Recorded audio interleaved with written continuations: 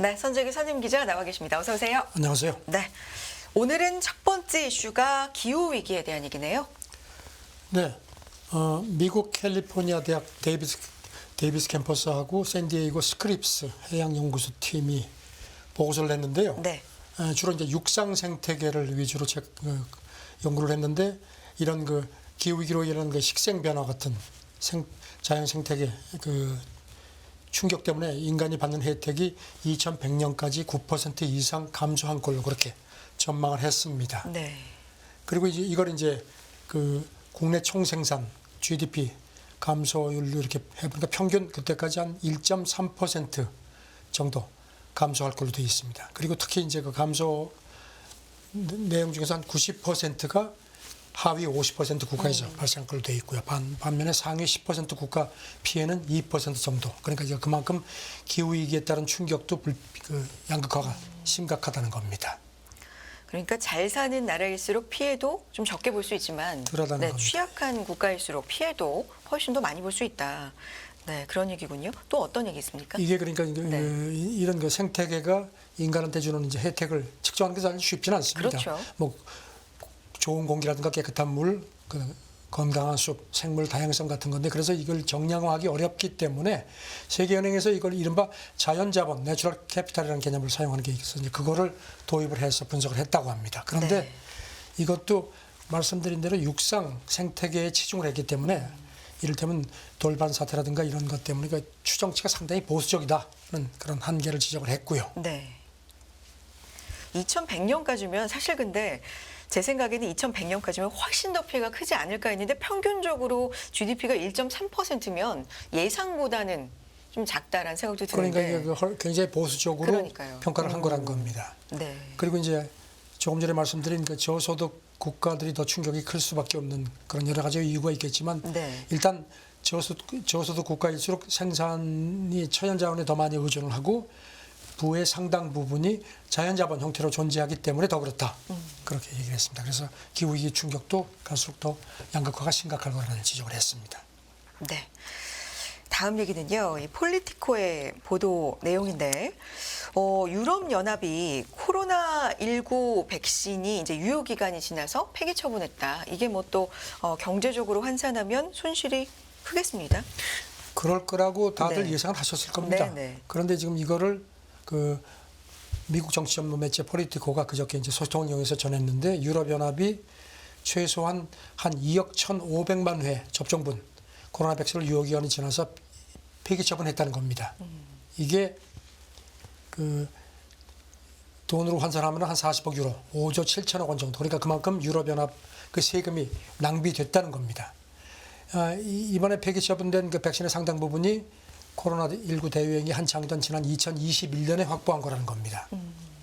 그 지금 유럽연합은 폴리티코 집계를 보면 코로나 백신을 모두 합쳐서 15억 회분 접종분을 확보했고 물론 이제 그 중에서 상당 부분은 이제 접종을 했지만 그 제3국에 이제 주겠다고 얘기했었는데 뭐 여러 가지 그 제3국 역시 코로나 백신 수요가 이제 대유행이 지났기 때문에 수요도 줄어들고 특히 그 수송 문제 때문에 제3국에 그 앞서 선언했던 만큼 그만큼 전달을 못했다는 겁니다. 네, 그래서 이렇게 많이 낭비가 됐다는 건데 지금 세계보건기구가 지난 13일 기준으로 네. 코로나19 사망자 계속 지금 사망자가 나오네요. 한 700만 명 정도로 공식 집계 이건 이제 공식 집계입니다. 네. 아시다시피 지난 5월에 세계보건기구가 그 코로나19에 대한 공중 그 보건 비상사태를 해제를 했죠. 그래도 계속 지금 코로나 여파가 이어지네요. 그래서 백신이라는 게 유효 기간이 지나면 당연히 폐기를 해야죠. 그런데 이제 그때 당시에 뭐 제3국에 이걸 주는 문제에 대해서도 좀 이슈가 많았기 때문에 어쨌든 세금이 좀 낭비됐다라는 폴리티코의 보도였습니다. 자, 다음 얘기 해봅니다. 유럽연합 얘기인데 러시아 다이아몬드 수입 금지 얘기인데 어떻게 진행되고 있습니까? 그동안에 얘기들이 네. 나왔는데 그 채택을 해서 12차 제재에 러시아산 다이아몬드 수입 금지를 집어넣었습니다. 발표를 했습니다. 그리고 여기 이제 이게 유럽연합 정상회의에서 지난주에 합의를 해서 이제 이걸 결정을 했는데요. 그 호셉 보렐 그 유럽연합 외교안보 고위 대표가 12차 패키지를 통해서 러시아 전쟁 수용력을 계속 더 약화시키려는 우리 노력을 그 확인한다. 그리고 뭐 우크라이나를 계속 지지하겠다고 강조를 합니다. 근데 사실 우크라이나에 대한 지지가 지금 전 같지가 않습니다. 네. 이렇게 되니까 이제 이번 제재에 따라서 내년 1월 1일부터 그 러시아산 천연하고 인조 다이아몬드 유럽연합 쪽에 수입이 금지가 되고요. 그다음에 제3국에서 인도 같은 데서 가공된 러시아산 다이아몬드하고 러시아산 다이아몬드가 들어간 보석류도 내년 3월부터 단계적으로 제재가 됩니다. 네. 다이아몬드 추적 체계도 만들 계획이다 이런 얘기도 이게 있네요. 사실 쉽지가 않아서 네. 그런지 G7하고 공조를 해서 다이아몬드 그 원산지부터 가는 그 추적 체계를 만들 계획이라고 합니다. 네. 지금 보니까 러시아가 세계에서 다이아몬드를 제일 많이 생산을 합니다. 전 세계 다이아몬드 생산이 한 3분의 1 정도. 그래서 매년 한 40억 달러, 우리 돈으로 5조 2천억 원 이상을 벌어들인 걸로 되어 있습니다. 근데 지금 유럽연합이 그동안에 러시아산 다이아몬드 수입을 금지하지 않았던 건 벨기에 반대. 벨기에가 네. 그 앤트워프라고 네. 16세기부터 세계에서 가장 아주 중요한 다이아몬드 거래 중심지가 되어 왔습니다. 그래서 벨기에가 계속 반대를 했는데 이제 계속 하라고 해서 이제 결국은 이제 손을 든 겁니다. 네. 그런데 지금 뭐 러시아 쪽에서는 뭐 고방구도 끼지 않습니다. 지금 그 보니까 러시아 크렘린궁 대변인이 어제 기자들한테 제재에 대비해 왔다. 그리고 충분히 피할 수 있는 그런 길이 있다. 이렇게 강조를 한 걸로 되어 있고요. 그리고 또 보니까 그 이번에 유럽연합이 제재를 했는데도 그 여행자가 그 갖고 있는 다이아몬드하고 문화 교류용 그 러시아하고 그쪽 보석류에 들어가 있는 다이아몬드는 제재 대상이 아닌 걸로도 되어 있습니다. 그렇군요. 다음 얘기도 유럽연합 얘기인데요. 이 러시아산 원유가 상한제 실효성을 높이기 위해서 회원국 간의 정보 공유 체계를 강화한다. 이런 얘기 있습니다. 이번에 유럽연합이 12차 제재를 발표하면서 이것도 동시에 또 그 강화했다고 네. 공개를 했습니다. 그동안에 러시아 원유가 상한제를 적용을 해왔는데 실효성에 대해서 상당히 그렇죠. 얘기들이 많았죠. 네.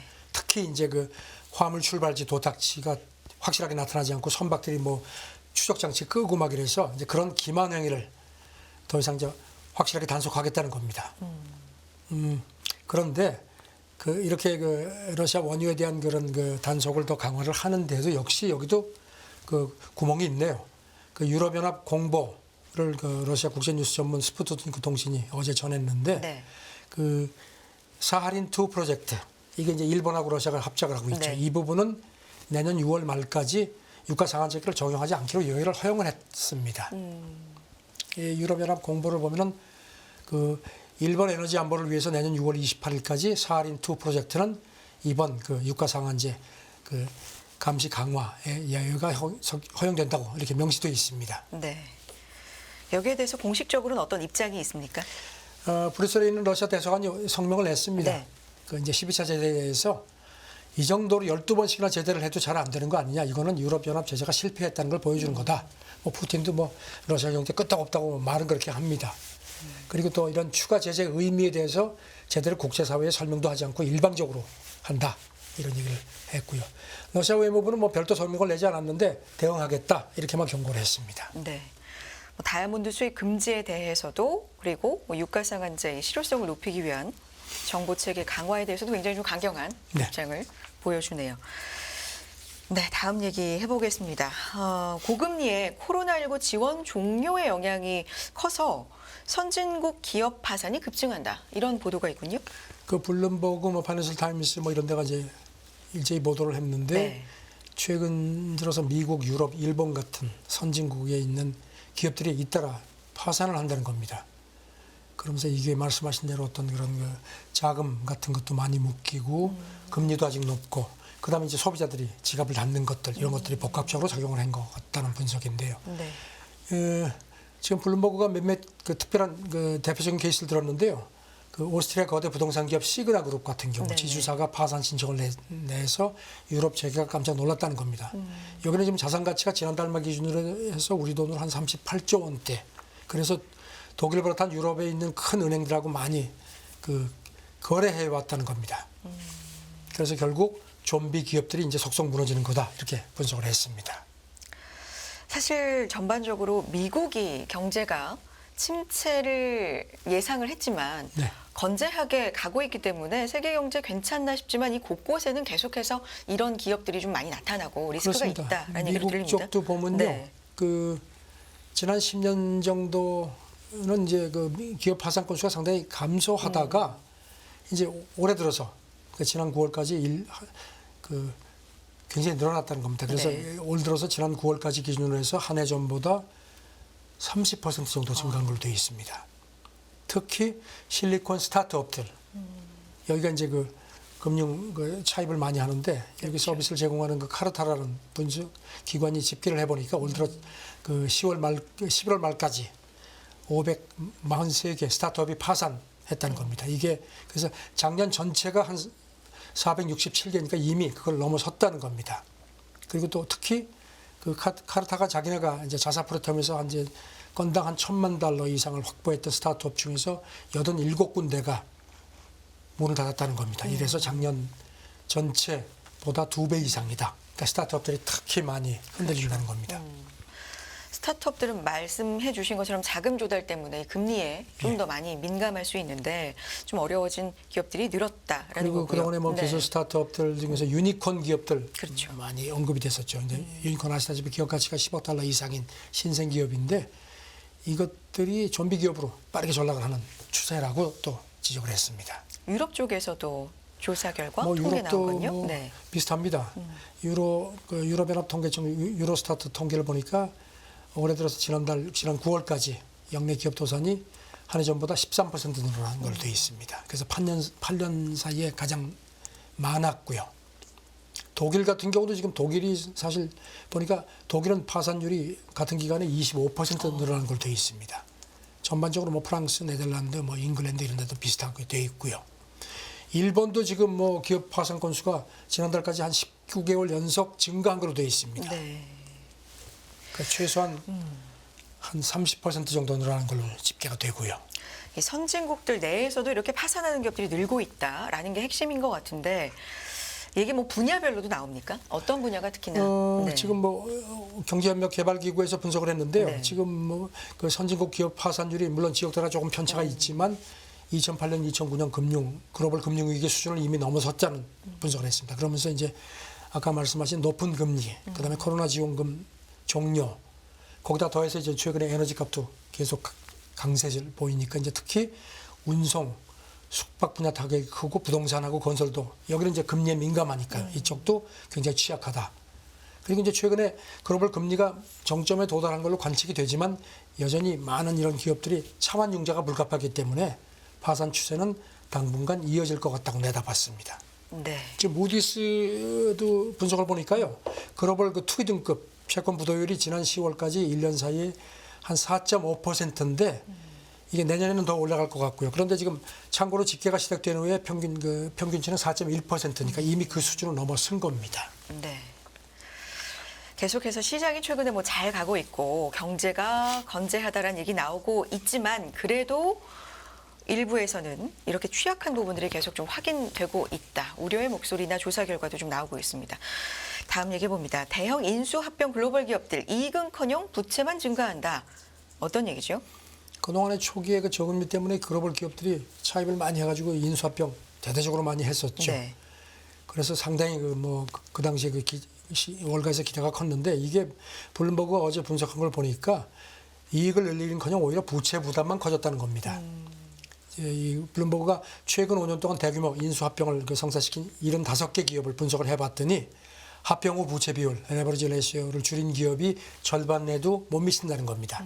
그리고 또 인수합병 당시에 그 삼각전 영업이익, 에비타, 이게 에비트다죠. 네, 에비타. 에비타. 네. 에비타 대비 그 부채가 3.5배 이상인 기업도 인수합병 당시 16개이던 게 25개로 늘어났다는 겁니다.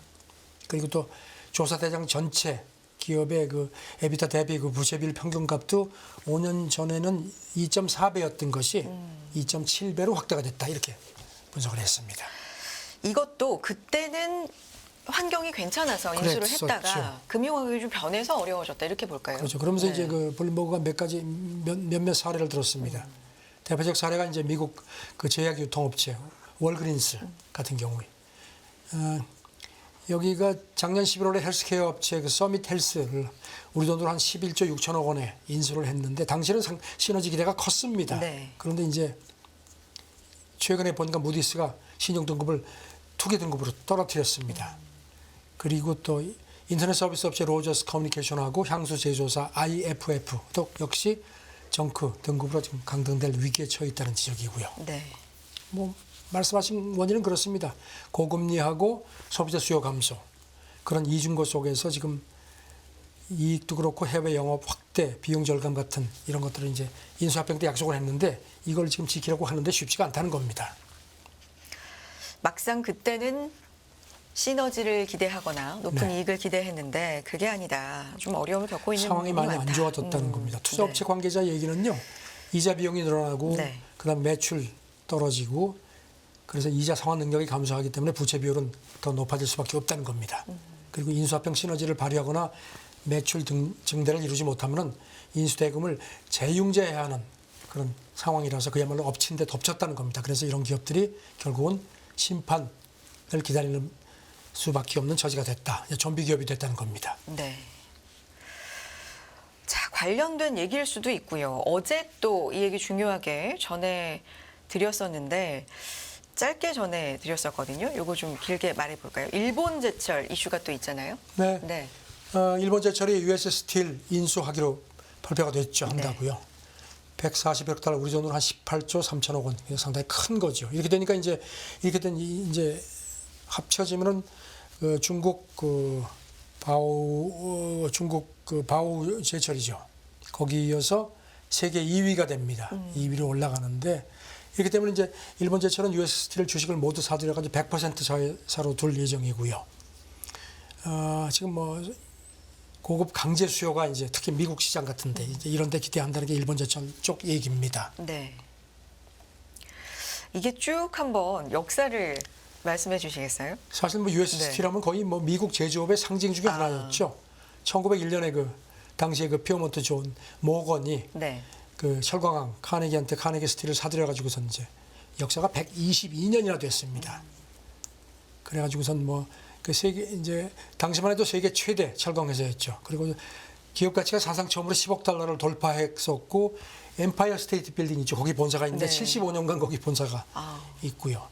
전성기였던 1943년 직원이 34만 명이었네요. 그다음에 1953년에도 조강 생산이 3,500만 톤이었으니까 어마어마했습니다. 그러네요.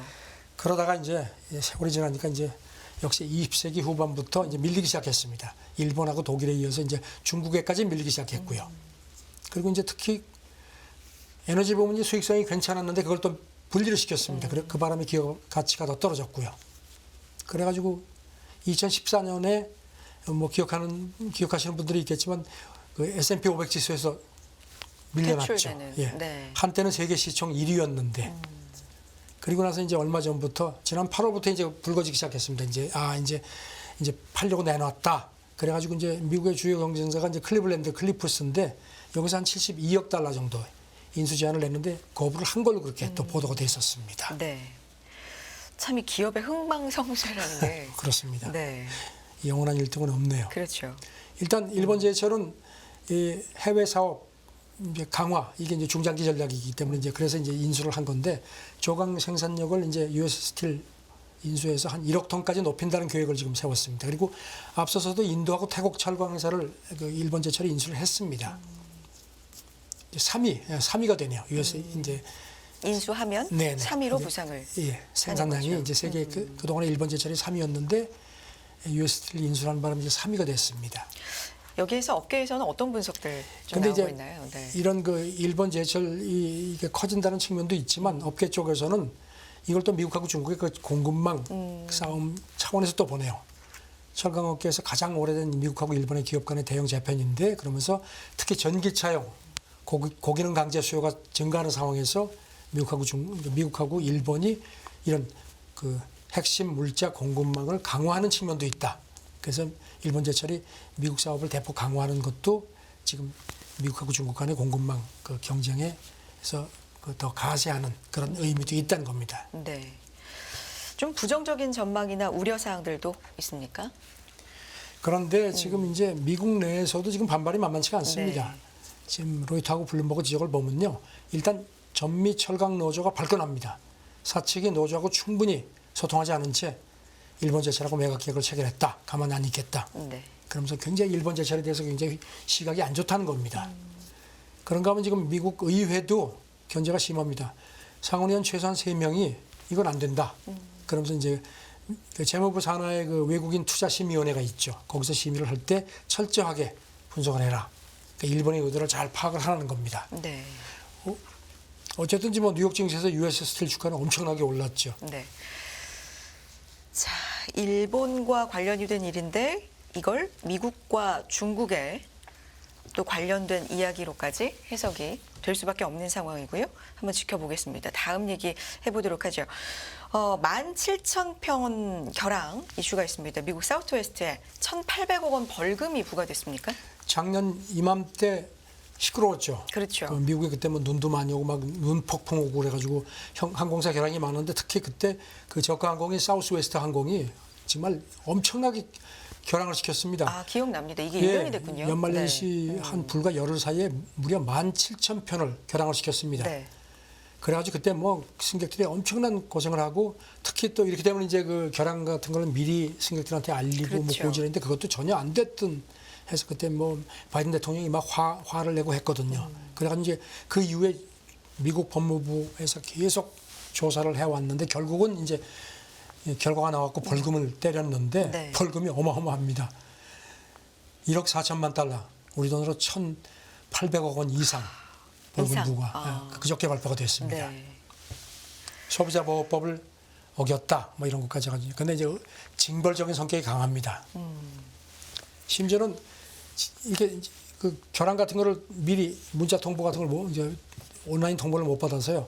공항에 도착해서야 알았던 사람들도 그러니까 이제 대체편 뭐 숙박시설 같은 것도 제대로 안 돼 있고 뭐 그 콜센터는 뭐 과부하 걸려가지고 전혀 연결도 안 되고 그래가지고 뭐 그때 아주 뭐 아주 난리가 났었죠. 그야말로 엄청난 불편을 겪었는데 사실 이 벌금이 지금 뭐 1,800억 원이라는 얘기만 들어도 많다는데 이게 그 전 사례와 비교해도 많은 거라고요? 네, 미국에서 소비자보호법 위반에 가해졌던 최대 벌금보다도 30배가 더 많은 규모가 이제 네. 이번에 이제 부과된 겁니다. 여기 대해서 이제 미국 교통장관이 이번 조치가 새로운 선례가 될 거다. 그러면서 항공사가 고객 응대에 실패할 경우에 모든 권한을 동원해서 책임을 물을 것임을 우리는 분명히 한다고 했습니다. 네. 그리고 이번 처벌을 계기로 해서 항공사들이 다시는 이런 무책임한 짓을 하지 않도록 경각심을 높이길 바란다. 아주 강하게 경고했습니다.